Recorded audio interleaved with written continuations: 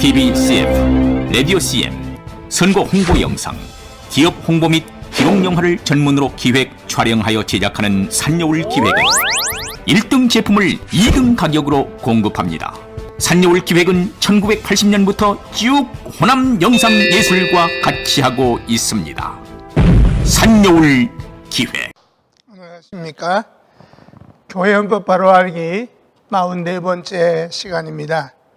이 강의는 대한예수교 장로회 합동 측 교단 내 목사님과 장로님들이 헌법을 바로 알고 준수해서 총회 개혁을 이루기를 소망하면서 준비했습니다. 우리가 목사와 장로로 임직할 때 정당하다고 승낙하고 서약한 대로 헌법을 준수하면 노회와 총회는 질서가 서게 되고 총회가 개혁될 것입니다. 아무리 입으로 개혁을 부르짖는다고 할지라도 우리 스스로 헌법을 무시하고 준수하지 않는 한 개혁은 묘연해질 수밖에 없을 것입니다. 노회와 총회를 섬기는 목사님, 장로님, 우리 모두 헌법을 바르게 알고 준수해서 건강하고 질서 있는 총회를 만드는 일에 함께 해주시기를 소망하면서 44번째 강의는 군징조례 제3장 고소장과 죄증 설명서에 관한 규정을 차례차례 살펴보도록 하겠습니다. 16조에는 고소장과 죄증 설명서에 관한 규정입니다. 16조의 규정은 소장에는 범하였다는 죄상을 밝히 기록하고 죄증 설명서에는 범죄의 증거를 상세히 기록하는 것이니 범죄의 날짜 및 처소와 정형과 각조에 대한 증인의 성명을 자세히 기록할 것이다 라고 규정하고 있습니다. 먼저 소송을 제기하려는 원고의 입장부터 살펴보면, 첫째, 소송을 제기하려는 사람은 고소장을 제출해야 합니다. 고소장에는 범법한 죄명을 분명하게 기록해야 됩니다. 즉, 범죄 상황을 명료하고도 간결하게 기록하고 적용되는 법조문을 기록해야 할 것입니다. 어떤 경우에는 죄목을 쓰는 정도로 그치는 경우도 있지만 죄목은 재상일 수 없습니다.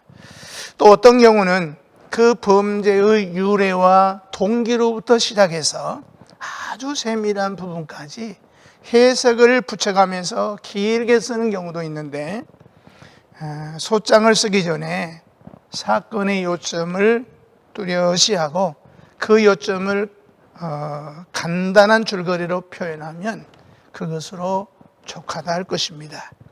그런데 고소장이나 죄증 설명서가 양식에 위반되거나 혹은 헌법 적용이 부적당하다고 인정이 되면 피고의 소원에 따라서 군징조례 제23조이죠. 피고의 소원에 따라서 재판을 각하할 수도 있다고 했기 때문에 죄상에 부합하는 헌법을 인용하여야 됩니다. 여기에서 말하는 헌법이란 신조, 요리문답, 정치, 군징조례, 예배모범 등을 일컫는 말입니다. 거의 모든 경우에 군징조례 제1장 3조에 있는 교인, 직원, 치리를 불문하고 교훈과 심술과 행위가 성경에 위반되는 것이나 혹 사정이 악하지 아니할지라도 다른 사람에게 범죄하게 한 것이나 덕을 세움에 방해되게 하는 것이 역시 범죄이다라는 법 규정이 인용이 됩니다. 그리고 피고가 성직자, 즉 직분이 있을 때 목사나 장로나 집사나 권사일 경우에는 그가 임직할 때 서약한 장림 맹세의 조문, 정치 제13장 제3조, 제15장 10조를 적용할 수 있고, 거의 모든 경우에 군징조례 제1장 제3조가 적용이 될 것입니다. 특히 목사를 피고로 고소하는 경우에는 군징조례 제6장 37조를 상세히 상고하여야 될 것입니다. 정치문답조례의 해석에 의하면 정치문답조례 354문에 목사에게 대하여 기소할 만한 일이 무엇이냐 묻고 답하기를 목사에게 대하여 기소할 만한 일은 아래와 같다고 했습니다. 1. 목사의 악한 심지나 믿는 행위에 대하여 기소할 수 있음. 2. 직분에 대하여, 즉 이단을 교훈하든지 교회를 불리하게 하는 일을 행하든지 장림 맹세를 위배하였으면 기소할 수 있음. 기소한 일에 대하여는 1. 큰 일이라야만 받을 만하고 2. 특별한 죄라야 받을 만하고 3. 명백히 기록한 것이라야 받을 만하고 4. 재판 기일 전 10일 이상 선기하여 원고의 소장과 증인을 기록하여 피고에게 송달할 일이라고 해석하고 있습니다. 그러므로 이 모든 일을 염두에 두고서 고소장을 작성해야 되는 것입니다. 두 번째는 죄증설명서를 제출하여야 됩니다. 죄증설명서에는 소장에 기록된 죄명을 증명하는 설명을 상세히 기록합니다. 즉 범죄의 날짜, 장소, 증인 등 육하원칙에 의거해서 누가, 언제, 어디서, 무엇을, 왜, 어떻게 하였는가를 상세히 기록해야 됩니다. 그리고 증인의 성명, 연령, 주소, 교회 직분, 소속 치리회 등을 상세히 기록하여 범죄의 사실을 설명해야 됩니다. 증거란 그 범죄의 상황을 증명할 수 있다면 물증이나 서증이나 모두 무방하다고 하겠지만 감정하기 어려운 것은 피해야 되겠고 원칙적으로 증인으로 증거해야 할 것입니다. 그리고 증인을 세울 때는 권징조례 제8장의 증거적 규례를 먼저 참고하셔야 됩니다. 증인될 자 중에는 모두 증인의 자격이 있는 자가 아니고 증인의 자격이 있는 자 중에도 다 믿을 만한 자가 못되고 하나님의 존재를 믿지 아니하는 자와 선서의 책임을 이해하지 못하는 자는 아예 증인이 될 수 없다고 권징조례 제8장 55조 56조에서 규정하고 있습니다. 또 할 수 있으면 증인은 제8장 57조의 규정대로 사건 당사자의 친척도 아니고 이해관계도 없고 나이도 성인이어야 되고 또 지력을 갖춘 온순선량한 품행이 단정한 무흠 교이면 좋다 하겠습니다. 특히 권징조례 8장 59조에 범죄 안건에는 한 사람의 증거뿐이요 다른 증거가 없으면 소송 안건을 확실히 결정하기 어려우나 소장 한 통에 같은 종류의 죄를 열거했는데 매 사건에 대하여 각각 다른 증인이 한 사람씩만 있을지라도 가히 믿을 만한 실증이면 그 소장은 전부 결정할 수 있다고 했으니까 하여튼 한 사람의 증인만 세워가지고는 소송이 성립되지 않는다고 볼 것입니다. 그리고 죄증설명서에 증인의 인장을 찍어야 되는 줄로 아는 경우가 있는데 날이 나지 않아도 됩니다. 또 본인이 증인되기를 거부한다고 할지라도 그가 사건에 중대한 열쇠를 쥐고 있는 사람 같으면 이름을 적어서 재판국에 신청을 하면 출석하지 아니하 재판국에서 소환할 것이고 증인으로 소환을 받고도 출석하지 아니하거나 혹 출석하였을지라도 증언하기를 불응하면 그 형편대로 거역한 행위를 징벌할 것이라고 제68조에 규정하고 있습니다. 두 번째로 피고의 입장을 살펴보도록 하겠습니다. 첫째, 고소장과 죄증설명서를 수령하는 일입니다. 피고의 입장에서 재판사건 진행의 첫걸음은 치리회, 혹은 재판국에 소환을 받는 것이고, 아울러 고소장과 재정설명서를 수령하는 것이라고 할 것입니다. 첫 번째 재판 기일을 10일 이상으로 선기해야 된다고 하는 규정은 결국 피고나 증인들로 하여금 사건에 대비하기 위한 충분한 준비 기간을 주려고 하는 규정입니다. 그러므로 피고는 첫 번째 소환장이나 혹은 고소장과 재정설명서를 수령할 때 10일 이상의 기간이 보장되었는지를 먼저 살펴야 될 것이고, 만일 그러하지 못하다면 권익조례 4장 23조에 의거해서 본 재판회나 재판국에 소원, 즉 항의할 수 있고, 혹 상소의 이유를 삼을 수 있을 것입니다. 이때 특히 조심해야 될 일이 있는데, 재판을 위해서 하송된 문서를 되돌려 보내거나 혹은 탈퇴 성명서를 내는 일입니다. 만일 이런 행동을 감행하게 되면 고소장에 의한 사건 내용은 물론이고, 이처럼 치리회나 재판국을 거역하는 소행으로 말미암는 범과에 대해서도 덧붙여서 벌을 받을 뿐입니다.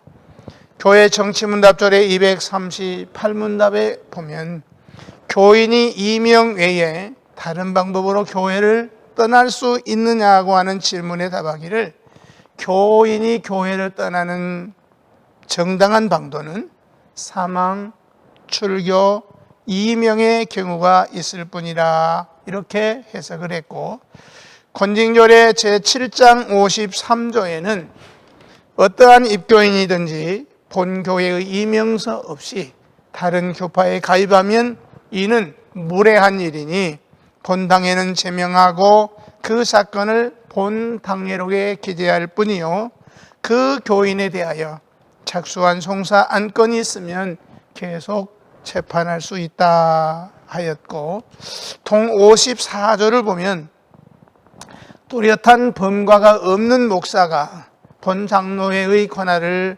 배척하고 그 직을 포기하거나 자유로 교회를 설립하거나 이명서 없이 다른 교파에 가입하면 노예는 그 성명을 노예 명부에서 삭제만 하고 그 사유를 회록에 기재하되, 그 사람에 대하여 착수한 송사 안건이 있으면 계속 재판할 수 있고, 만일 이단으로 인정하는 교파에 가입하면 정직이나 면직 혹은 출교도 할 수 있다 그랬습니다.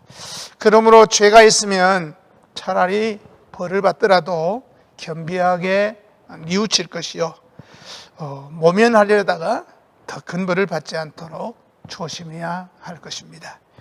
더구나 자신이 무죄한 경우라면 재판회나 재판국에 거역할 이유가 없는 것입니다. 그리고 소송 준비기간 10일 이상을 원고의 공격에 대한 정당한 방어 준비기간으로 여기지 않고 부정한 방법을 통해서라도 사실을 은폐하고 이겨보려고 하는 공작 기간으로 삼는 경우도 없지 않다고 여겨집니다. 특히 성직자가 피고가 되었을 경우 추혜종을 위해서 이렇게 말해달라고 이증할 사람을 찾아서 위증 공부를 시킨다면 거짓의 아비인 사탄의 노예가 되었다고 하는 그 본색이 드러난 것이라고 봐도 무방할 것입니다. 두 번째는 소환장을 수령하는 일입니다.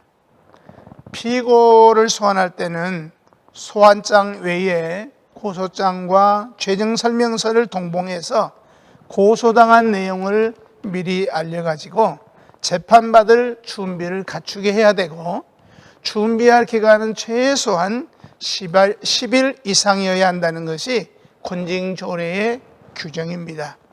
뿐만 아니라 소환장 발송은 반드시 어느 날 발송했다는 증거가 있어야 된다고 했으니까 내용 증명까지는 아니더라도 최소한 배달 증명 우편으로 발송해서 수령인을 받아두어야 되고, 인편으로 보낼 때는 두 사람 이상이 가서 전달을 해야 후일의 증거로 삼을 수 있고, 전화 연락이나 구두 전달 등은 모두가 부적당하다고 여겨집니다. 이따금 정권위원장 명의로 정권위원회가 피고 소환장을 보내는 경우도 있다고 듣고 있는데, 재판은 재판국이 아니면 재판회에서만 다룰 수 있기 때문에 다른 기관에서는 재판할 수가 없습니다. 정권위원회는 행정사건 처리에 대해서 임시 처결권까지 부여된 행정위원회일 뿐이기 때문에 재판사건을 취급할 수가 없고, 그렇기 때문에 피고 소환장을 발송할 수가 없는 것입니다. 그런데 정권위원회를 구성할 때 필요하면 취리해가 기소하는 기소권 행사는 물론 정권위원회를 재판국으로 변경해서 재판할 권한까지 취리해가 결의해서 맡기며 재판국 구성 요건에도 맞추어서 정권위원회를 구성한 것이 사실이라고 하면 그 정권위원들이 재판사건도 다룰 수 있다고 하겠습니다. 그러나 재판하는 사람이 바로 정권위원들이라고 할지라도 피고 소환은 이미 재판권 행사가 되기 때문에 정권위원회가 취리해에서 위탁받은 바대로 정권위원회를 재판국으로 변경해야 되고, 따라서 소환장에는 정권위원장 명의로 정권위원회가 할 것이 아니라 재판국장 명의로 재판국에서 발송해야 당연한 것입니다. 10일 선기라는 말도 1일 선기는 바로 그날이 아니고 그 전날을 가리키기 때문에 10일 선기는 첫 소환장 발부의 경우에는 반드시 지켜야 되지만 2차 소환부터는 피고를 위해서 보장할 준비 기간이 더 필요치 않다고 보는 것이 법의 입장이라고 여겨집니다. 어찌되었든 본인에게 소환장이 전달되지 않고는 재판사건을 진행할 수 없을 것이기 때문에 2차 소환의 경우도 최소한 배달 증명 우편물이 도착하기까지의 시일은 불가피하다고 할 것입니다. 피고의 입장에서는 그래도 재판받을 준비가 덜 되었다고 하면 재판 연기를 신청해 볼 수 있고, 또 재판을 정당한 사유 없이 지연시키려고 하는 것이 아니고 정당한 사유가 있다면 그런 경우에는 청원대로 연기 허락을 받을 수도 있을 것입니다. 그러나 이유가 없다고 거절이 되면 다른 방도가 없는 것입니다. 특히 조심해야 되는 것은 첫 소환에 불응했다고 해서 골석 재판을 할 수는 없을 것이지만 2차 소환에도 불응하게 되면 골석 재판을 받게 되고, 고소장의 본 사건 외에 재판국 소환에 2번 거역한 죄만으로도 정직을 받게 되고, 3차 소환에도 불응하면 수찬정지에 처하게 될 것입니다. 그러나 재판국이 인정할 만한 천연적인 사고, 즉 천재지변 등으로 말미암아서 참석하지 못하는 사유를 정한 시간 안에 접수했을 경우에는 물론 벌을 받지 아니할 것입니다. 그러나 참석하지 못하는 사유가 재판국의 인정을 받지 못하면 벌을 받을 우려가 있기 때문에 가능한 한 대로 피고 대리인을 선임해서 파송하는 일이 제일 안전합니다. 물론 여기서 말하는 대리인이란 원칙적으로 피고를 대리할 변호인으로서 마땅히 권징조례 4장 27조의 규정대로 본 장로의 목사 혹은 장로이어야 합니다. 세 번째로 취리해의 입장에 대해서도 살펴보겠습니다. 먼저 취리해의 고소장 접수의 직무에 관해서 살펴보면 고소장은 원칙적으로 취리해가 접수하는 것입니다. 그러나 문서 접수의 권한을 서기의 직무로 규정하고 있기 때문에 취리해 서기는 개전에 그 문서 접수 여부에 대한 전권을 행사할 수가 있습니다. 그러나 서기가 불법 문서나 부당한 문서 혹은 부적격한 문서를 접수했을 때는 취리해서 반려를 당하게 될 것이기 때문에 서기는 항상 문서 접수권 행사에 신중을 기해야 될 것입니다.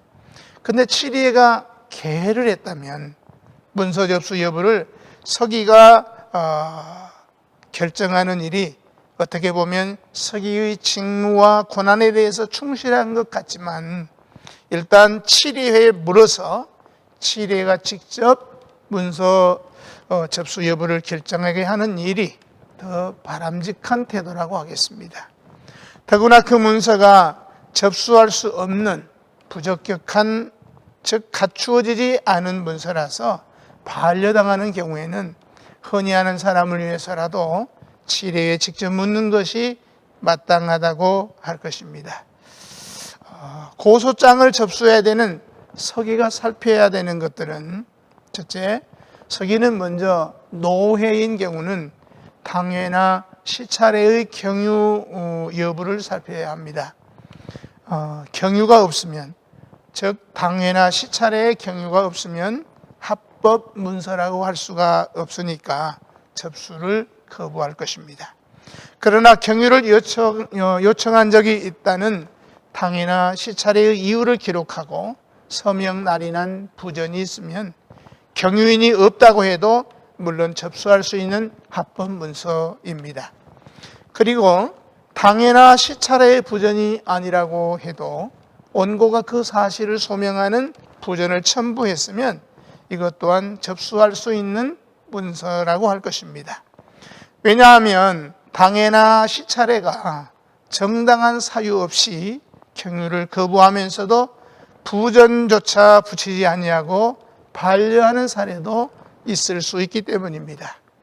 그러나 원고가 당회나 시차례의 부전이 없고 원고가 그 사실을 소명하는 부전을 첨부한 이런 경우에 서기는 가능한 한 당회나 시차례에 그 사실을 확인하는 것이 신중한 태도라고 할 것입니다.